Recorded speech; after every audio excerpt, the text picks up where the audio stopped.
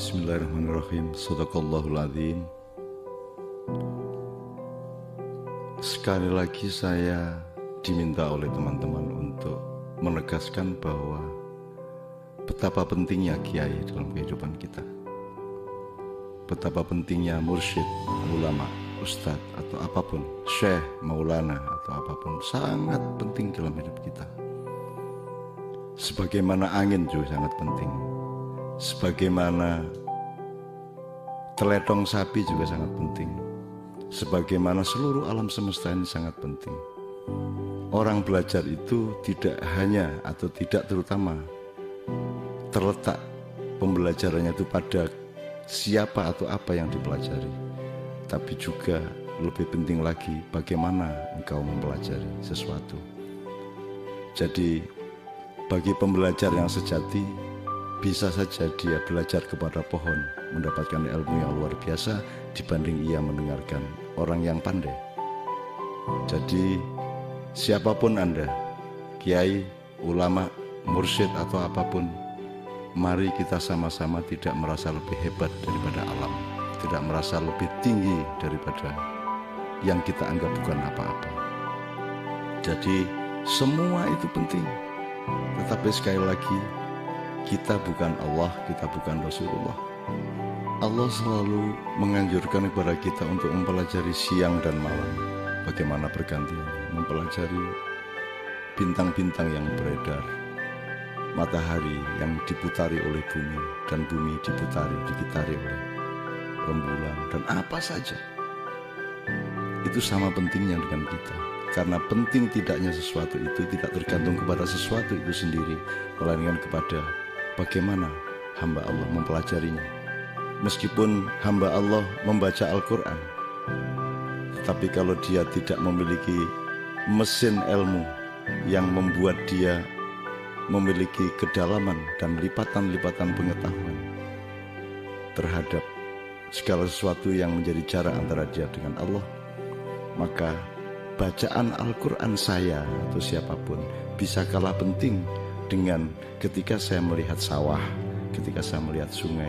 Karena itu semua tidak tergantung kepada sungai dan Qurannya, tapi tergantung kepada cara kita mempelajarinya. Jangan lupa Quran juga dipelajari oleh banyak orang-orang yang ingin menghancurkan Islam. Jangan lupa bahwa apapun saja bisa dimanipulasi oleh manusia. Oleh karena itu, pembelajaran itu terletak pada cara kita mempelajarinya, bukan pada pelajarannya itu sendiri. Allah mengatakan bahwa ulama itu utama, tapi jangan ulama yang mengatakan dirinya utama. Itu Allah yang mengatakan ulama itu utama, memiliki kemuliaan tertentu. Dengan sendirinya juga ustadz, kiai, mursyid dan seterusnya. Tapi jangan beliau-beliau yang mengatakan bahwa beliau itu utama. Itu haknya Allah dan katakanlah dalam tanda petik kewajibannya Allah. Kewajiban para ulama adalah berendah hati dan tidak menunjukkan keutamaannya, melainkan membuktikan manfaatnya kepada masyarakat, sehingga masyarakat juga akan mengikuti Allah untuk menyimpulkan bahwa mereka itu utama. Jadi siapapun saja yang sudah terlanjur dijunjung oleh masyarakat, oleh umat, menjadi pimpinannya, menjadi ulama dan kiainya, saya ajak bersama-sama untuk jangan terus kita ini lebih hebat dari Rasulullah. Jangan kita ini seolah-olah yang punya hak untuk mensyafaati mereka. Jangan seolah-olah kita punya posisi dan koordinat kosmologis dan koordinat teologis bahwa kita ini bisa mensyafaati umat sebagaimana Rasulullah memiliki hak prerogatif yang disebut syafaat. Syafaat itu hak kolusi yang Allah ciptakan, di mana Rasulullah itu boleh menawar, boleh memintakan sesuatu yang semua Rasul dan Nabi yang lain tidak mendapatkan hak itu. Maka barang siapa ikut Rasulullah SAW, Muhammad SAW, dia memiliki peluang untuk dikurangi ketersiksaannya, azabnya, atau ditambahi pahalanya oleh hak syafaat Rasulullah SAW.